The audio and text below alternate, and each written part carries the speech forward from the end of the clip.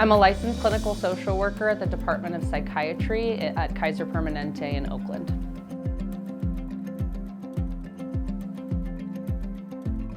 Some of the other technologies that I've seen just in the past few years since the pandemic has been the use of online questionnaires and decision-making generative AI. We call it Lucette now, and what it was called Tritium was introduced to us in 2020, only a couple weeks after we were sent home. So it was this compounding factor of what the F, I'm working from home and, you know, I'm at my dining room table or at an ironing board in my kids', you know, bedroom. And now you're forcing us to roll out this new questionnaire software in the spirit of feedback-informed care, which basically means like you tell me things about your mental health and your wellness, and I review it, it generates data, it gives me information, so I know what to focus on when you and I have that appointment. When used alongside human beings and when the system and the tech machines actually work, it's actually pretty neat for me to see a score of how severe someone's anxiety is, to see a score of how severe their depression is. It's lovely.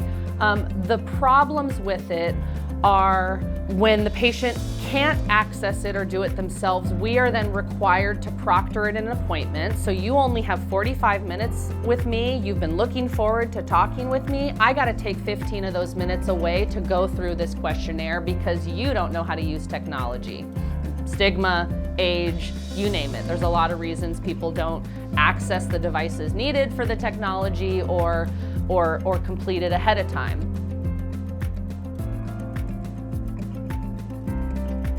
Oh, absolutely. I mean, there's skill in how you deliver it too. If I just start doing it without sharing with you, then there's a transparency problem that you as a patient are not going to trust me because I'm just reading from a script.